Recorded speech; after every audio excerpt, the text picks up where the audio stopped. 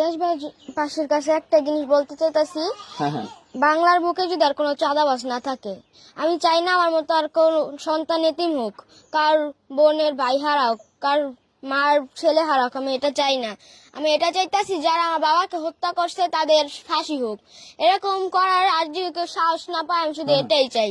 বাংলাতে আর কোনো মার্ডার না হোক, আমি এটাই চাই। তো এই যে তোমার বাবা মানে কিসের জন্য চাঁদা চাইছিল তুমি জানো?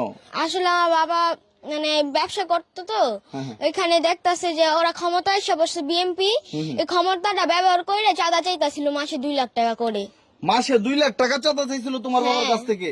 তো দর্শক চিন্তা করেন, একটা বাঙ্গারি বিজনেস করে, তো ওনার কাছ থেকে মাসিক 2 লক্ষ টাকা একটা দোকান থেকে চাঁদা দিতে হবে। তো এই জন্য তোমার বাবা রাজি হয় নাই?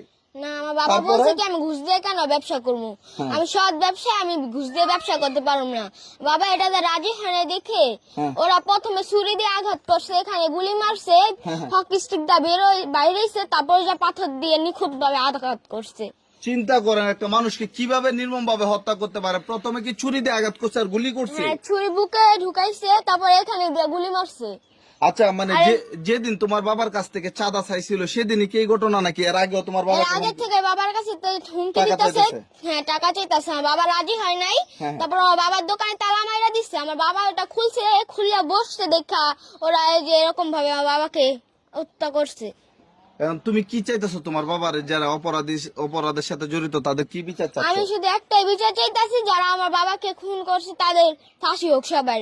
আর বাংলার বুকে যদি চাঁদাবাজ না থাকুক, কেউ যদি এটা করার আগে, যে চাঁদাবাজি করার আগে 10 বার ভাবে। আমার বাবাকে যারা হত্যা করছে আমরা তাদের বিচার চাই, 1 সপ্তাহের মধ্যে যাতে তার বিচার হয়। এখানে সবকিছু গরম থাকবে, যতদিন মিডিয়া থাকবে ততদিনই সব বলবে, আর নতুন কোনো খবর আসবে তখন এটা ধামাচাপা হয়ে যাবে। সেজন্য আমরা চাই 1 সপ্তাহের মধ্যে যেন এর বিচার হয়। তো এভাবে কি মানুষে মারতে পারে? যে এত বড় বড় যে মানে পাথর দিয়ে মানে মানুষে আপনার বাবা মানে কি কারণে এভাবে আপনার বাবার আঘাত করলো? আমার বাবাকে তার ব্যবসার কারণে সব করা হয়েছে। আমার বাবার ব্যবসা নিতে চেয়েছে, তাহলে আমার বাবা দিতে চায়নি বলে আমার বাবাকে এরকম পাথর দিয়ে নৃশংসভাবে হত্যা করা হয়েছে।